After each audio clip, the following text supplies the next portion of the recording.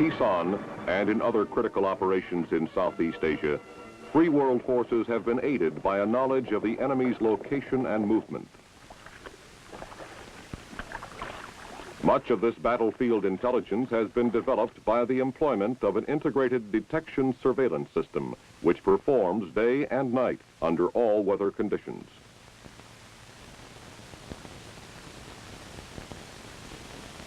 This system has enabled our forces to direct timely countermeasures against concentrations of enemy troops and supplies.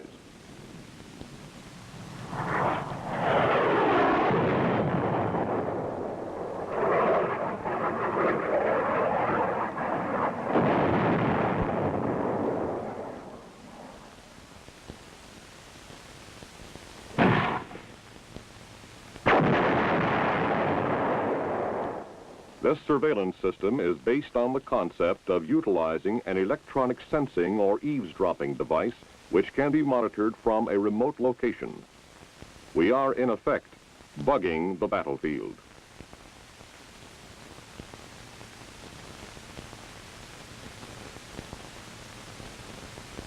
The communist aggression against South Vietnam has been supported by an overland flow of men and supplies from North Vietnam by way of several infiltration routes. Hundreds of gasoline and diesel cargo trucks operate on a complex network of roads in communist-controlled areas. The dense jungle canopy overhead, the complex network of roads, trails, and footpaths, the constantly changing weather conditions, and the rugged terrain make the detection of this infiltrating traffic difficult. To assist in solving the problem of reducing infiltration of enemy personnel and supplies into South Vietnam, the Department of Defense initiated a program to develop an anti-infiltration system for gathering intelligence and by its use impeding these movements. It is based on implanting patterns of sensing devices which electronically detect earth vibrations or sounds caused by moving vehicles or troops. These sensors are monitored by ground troops and airborne personnel. In practice, both air and ground support often are used in the same military operations. But for the moment, let's consider the two means of support separately. First, the system when supported by air. This system is used primarily in inaccessible areas. As an enemy vehicle or troop detachment moves along a route which is under surveillance, ground vibrations or sounds activate one sensor after another.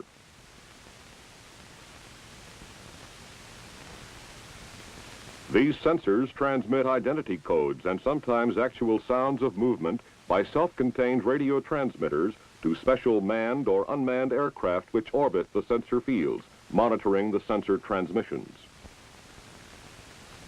Automatic relay equipment aboard the aircraft relays the sensor signals to an infiltration surveillance center. There, center personnel analyze these activated sensors. Then, in correlation with other intelligence, determine the gross size and types of targets with the direction and rate of movement.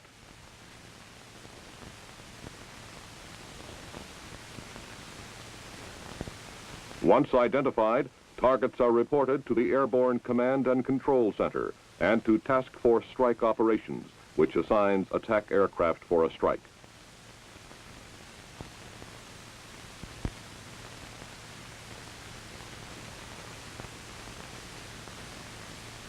Strike reports are analyzed by the Infiltration Surveillance Center for effectiveness and for future planning.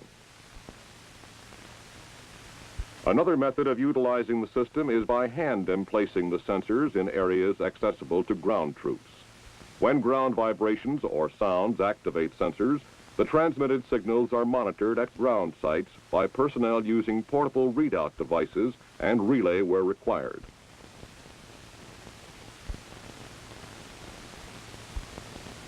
When targets are identified and their movements plotted, a request is made for fire support.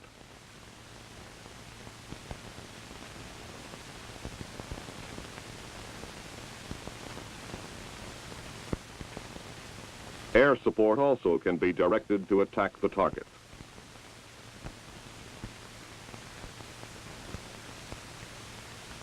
Let's look at several of the sensors which have been developed for this program. One type is the seismic sensor, which, when activated by ground vibrations caused by the passage of vehicles or personnel, transmits an identification code by radio waves to a monitor.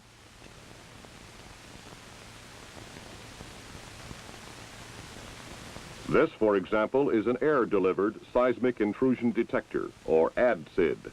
This detector, although designed originally for air delivery by fighter aircraft or helicopters, can be emplaced also by hand. It is a camouflaged seismic sensor, which, when activated by ground vibrations, periodically transmits a tone identification as long as the sensor is activated. This one is the Fighter Air-Delivered Seismic Intrusion Detector, or FADSID. It is a seismic sensor for detection of personnel and vehicles. It is capable of responding to commands originating from the Infiltration Surveillance Center or the monitoring aircraft. The commands can cause the sensor either to transmit activations immediately, store them for later recall, or reply to a status check. It is designed to fit in high-speed dispensers.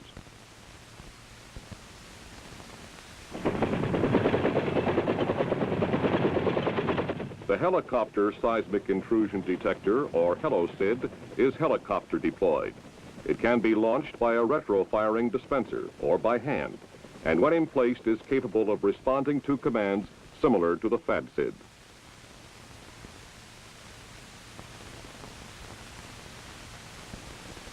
The ground-emplaced seismic intrusion detector, or GSID, is essentially an air-delivered detector which has been redesigned for hand emplacement.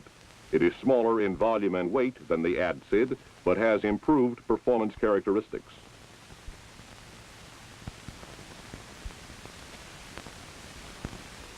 The ADSID components have also been redesigned for delivery by 81mm mortar. This is the mortar-delivered sensor, or MODS. Investigations are underway to develop a sensor to be delivered by light and medium artillery. Another example is the hand-emplaced seismic intrusion detector, or HAND-SID. It contains an internal geophone to detect seismic activity. In addition, it has a connection to permit the use of external detectors. One such connector is this magnetic intrusion device, MAGID, designed to detect the passage of ferromagnetic material, such as a rifle or truck.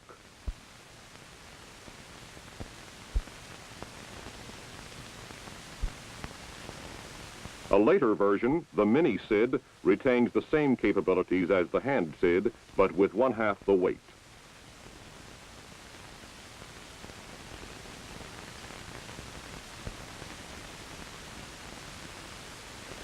The other major type of sensor is the acoustic detector, which, when activated by sounds, not only transmits by radio an identification code, but also retransmits such sounds as the noise of passing vehicles and munitions detonating, and sometimes the actual voices of enemy soldiers talking nearby.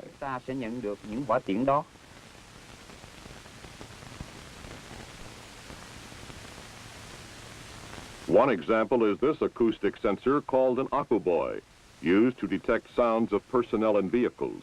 It can be delivered by air or hand emplaced. When air deployed, a camouflaged parachute guides the descent of the sensor.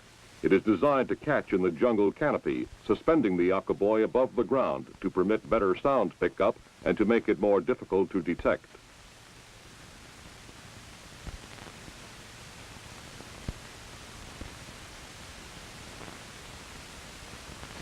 Another version is the Spike Boy, an acoustic sensor with a spike nose permitting implant in the ground. These items can be hand or air emplaced. Other types of sensors incorporate combinations of sensing elements. The AkuSID is a seismic sensing device with optional acoustic listening on command. All sensors, which are not intended for recovery, have provisions for end-of-life and/or anti-tamper destruct packages to prevent recovery by the enemy. Specialized air-emplaced munitions, such as these small camouflaged mines, have been developed to provide protection for sensors.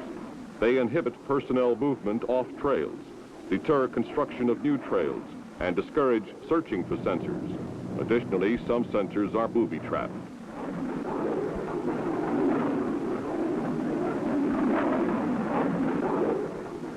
Other types of munitions are used along truck routes to immobilize truck convoys and to impede accompanying dismounted troops. As with the sensors, munitions have a predetermined end of life. This is accomplished either by self-sterilization or self-destruct.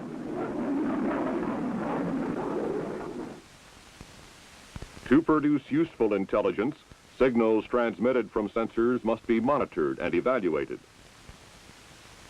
This aircraft is used in the air-supported system as an airborne radio relay station to retransmit sensor signals to the Infiltration Surveillance Center.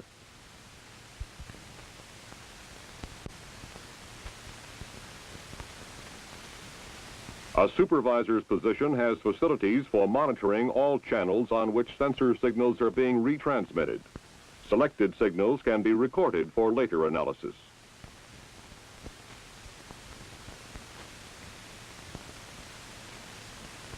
Four operator positions provide a backup capability to support the ground station, permitting operators on board the aircraft to monitor and analyze sensor information. The Infiltration Surveillance Center provides the central point for planning, monitoring, and managing the air-supported system.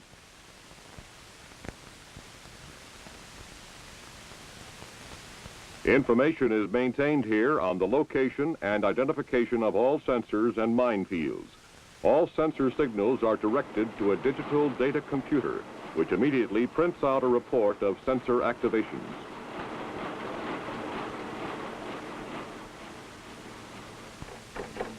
At audio monitoring positions, operators analyze actual sounds of enemy vehicles and personnel which have been transmitted by acoustic sensors and present a visual report on each signal. Target assessment officers plot locations of the sensors being activated and determine the direction and rate of movement of an enemy column, as well as its gross type and size. This information is correlated with weather reports and other intelligence information, such as known locations of rest areas and truck parks, to determine targets for strike action.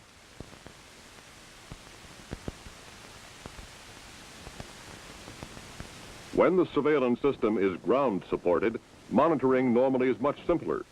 Each monitoring site often is responsible for an area within mortar or artillery range, and with sensors located in the general area of the monitor location.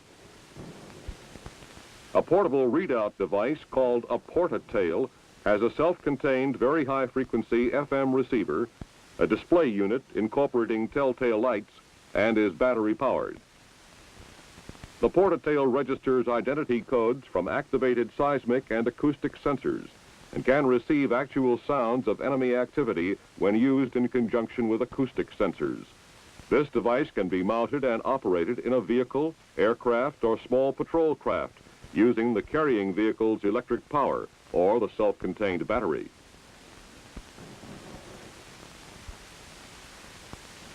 Let's see how both air and ground-supported systems are used in a typical situation. For air-supported operations, intelligence personnel at the Infiltration Surveillance Center keep a constant watch over enemy activity. They plan the most lucrative locations for implanting of sensors and associated minefields. When actual locations have been selected, a request for aerial emplacement is made. Aircraft take off to deliver the sensors to the selected locations.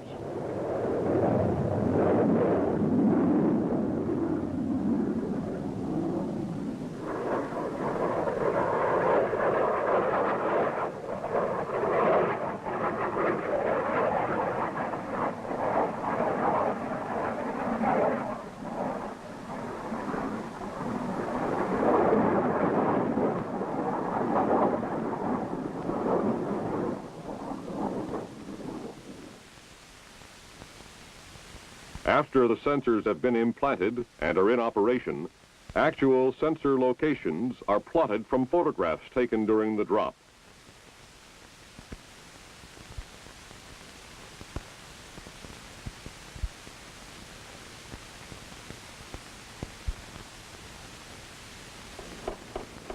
This information is fed into the digital data computer.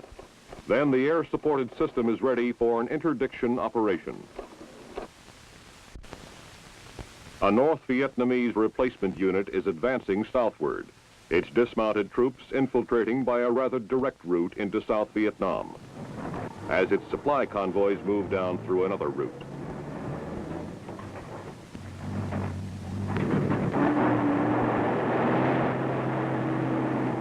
Activations from the convoy are picked up by the seismic sensors.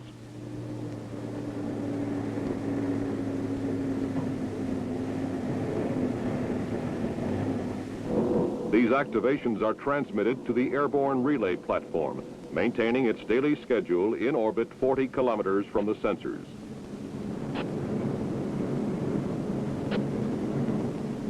Other sensors are activated as the convoy proceeds en route.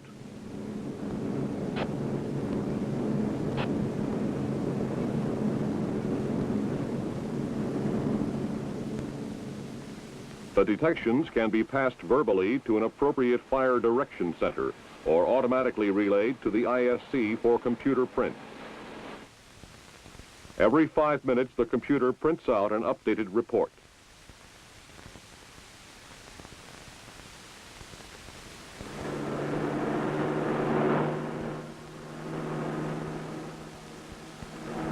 As the enemy convoy passes each acoustic sensor,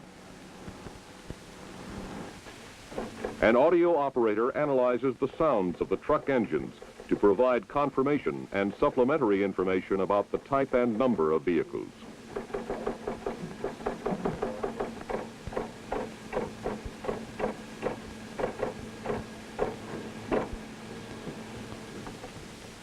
Output of the computer is rushed to the target assessment officer assigned to the particular area. Sequence 1-9er appears to be moving at a fairly continuous rate. What do you make of it? About 18 clicks an hour. This computer report serves to confirm point-to-point movement, time, direction, and apparent size of infiltrating forces.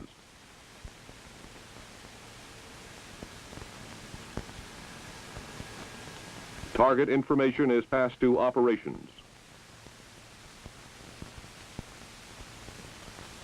After consideration of weather, other air activities in the area of interest, availability of forward air controllers and strike aircraft, strike requests are forwarded to the Airborne Command and Control Center. Red Dog, this is Brown Bear. Request airstrike over area of sensors 20, 21, Whenever and practical, 22. targets are confirmed by visual observation by forward air controllers.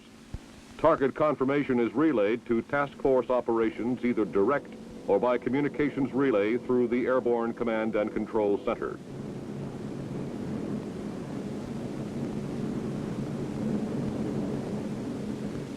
When a decision is made by a command and control facility to divert airborne aircraft, the ABCCC establishes radio contact with the tactical fighters and relays all necessary target information, type and size of target location, direction of movement, and so forth. The designated fighter wing is directed to scramble alert aircraft when an airborne flight is not available for diversion to strike the target.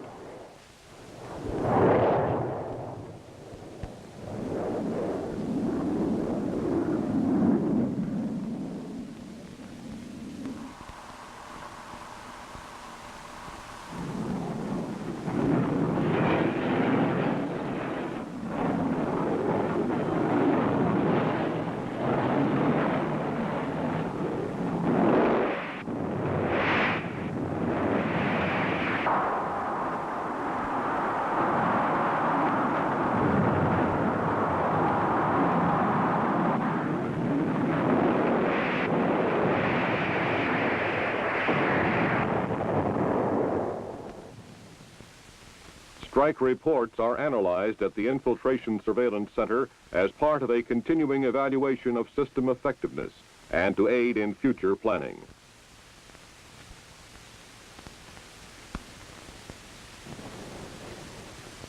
In a typical ground operation, intelligence reports have indicated the approach of dismounted troops of the North Vietnamese Replacement Unit toward Free World Force positions in South Vietnam. Positions for our infantry and direct support weapons are chosen to take maximum advantage of the terrain. Plans are made to implant sensors at probable avenues of approach within range of direct support weapons and within line of sight of monitor sites.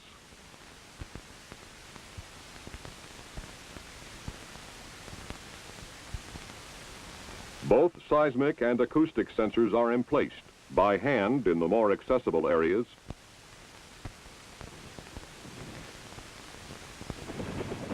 by aircraft in the less accessible areas.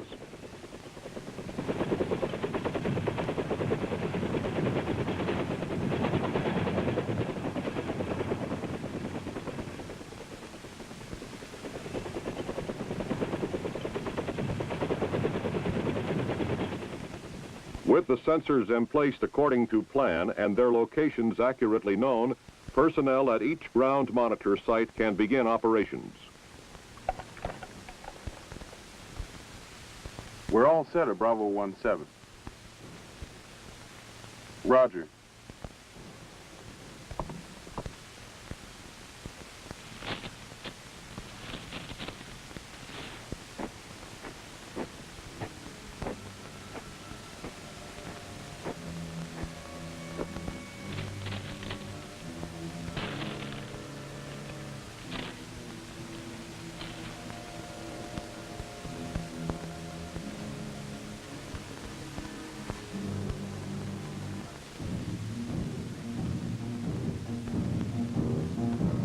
Sensor 13 activated, sir.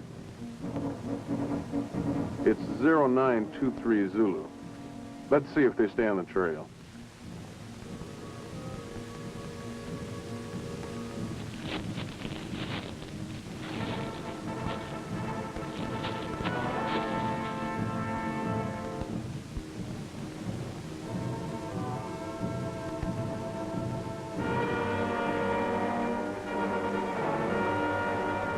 Here's sensor 14 up, sir.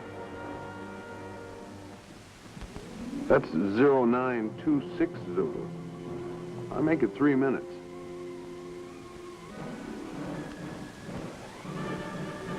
Tell me when you stop getting activations on 14. The officer determines, from the time elapsing between sensor activations, the pattern and speed of movement of the infiltrating troops. From the length of time which each sensor is activated, he estimates the probable number of troops.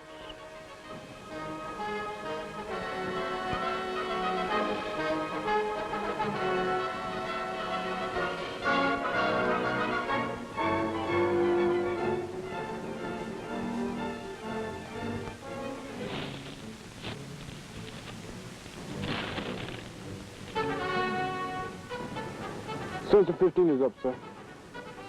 Right on schedule. They're maintaining their same rate and staying on the trail. Let's get the fire directions center on.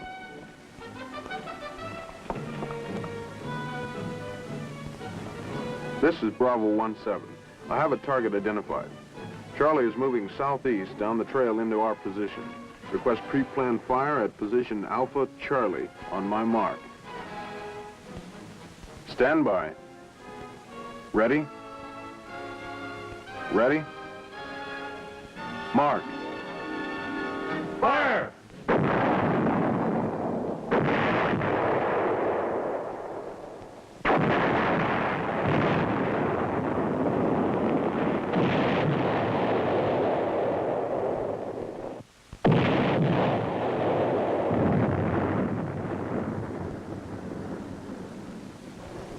With the aid of sensors, Charlie's penetration has been detected and impeded.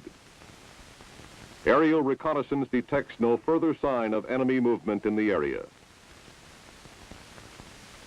Sensors can be used in many ground applications: monitoring of landing zones, base perimeter defense, combat sweep operations, anti-ambush convoy protection, route surveillance, surveillance of enemy base camps, offensive ambushes, and targeting of enemy troop concentrations.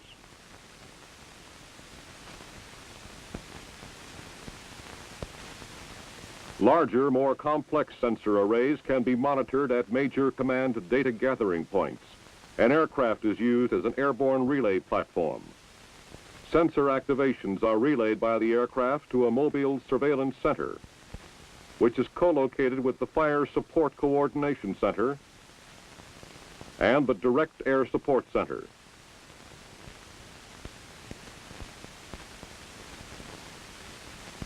This mobile surveillance center provides timely information of sensor activations to the command data gathering point.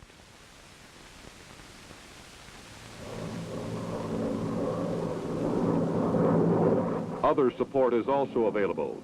This gunship contains a portatail, which is monitoring ground-in-place sensors in an area which is inaccessible to artillery fire. An enemy reinforcement column is bringing up munitions.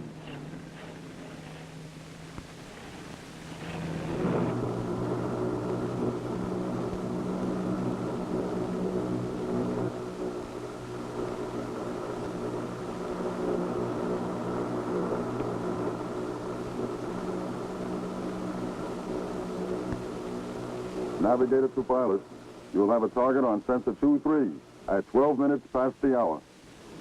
Roger.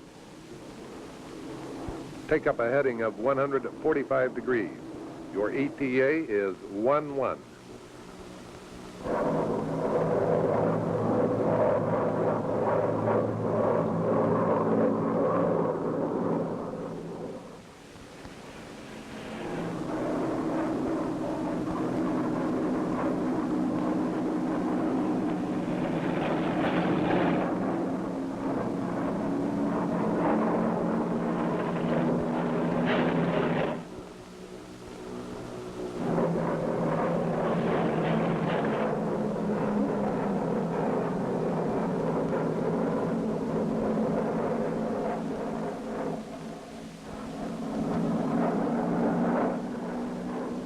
Guns hot.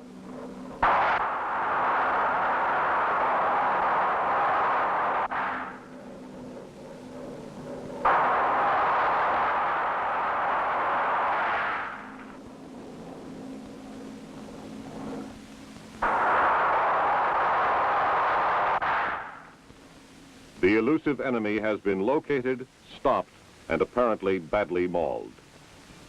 Without the effectiveness of the integrated infiltration detection system, he might have slipped by our defense.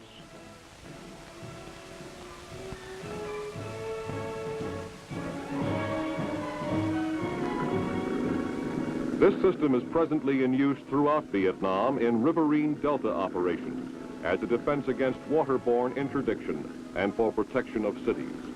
Further, it has been evaluated for use in amphibious assaults, and presently is limited in its use only by the imagination of the user.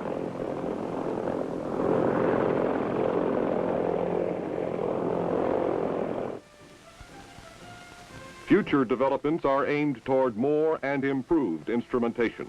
Meantime, all reports indicate that bugging the battlefield pays off.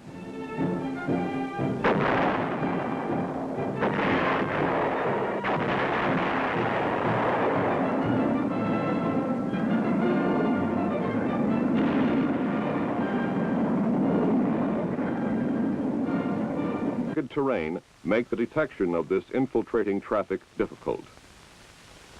To assist in solving the problem of reducing infiltration of enemy personnel and supplies into South Vietnam, the Department of Defense initiated a program to develop an anti-infiltration system for gathering intelligence and by its use impeding these movements. It is based on implanting patterns of sensing devices which electronically detect earth vibrations or sounds caused by moving vehicles or troops. These sensors are monitored by ground troops and airborne personnel. In practice, both air and ground support often are used in the same military operations. But for the moment, let's consider the two means of support separately. First, the system when supported by air. This system is used primarily in inaccessible areas. As an enemy vehicle or troop detachment moves along a route which is under surveillance, ground vibrations or sounds activate one sensor after another.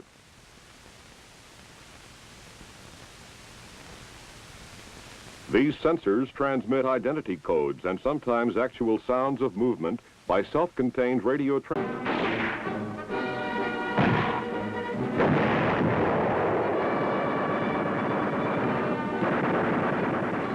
At Quezon and in other critical operations in Southeast Asia, free world forces have been aided by a knowledge of the enemy's location and movement. Much of this battlefield intelligence has been developed by the employment of an integrated detection surveillance system, which performs day and night under all weather conditions.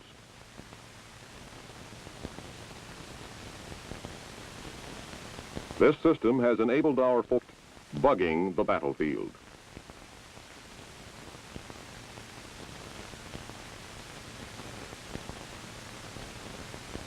The communist aggression against South Vietnam has been supported by an overland flow of men and supplies from North Vietnam by way of several infiltration routes. Hundreds of gasoline and diesel cargo trucks operate on a complex network of roads in communist-controlled areas. The dense jungle canopy overhead, the complex network of roads, trails, and footpaths, the constantly changing weather conditions, and the resources to direct timely countermeasures against concentrations of enemy troops and supplies.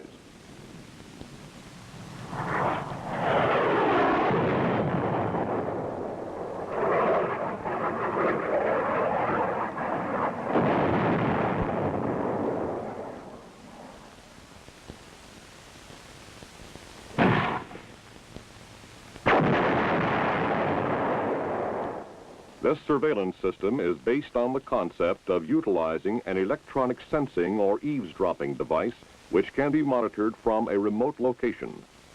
We are, in effect,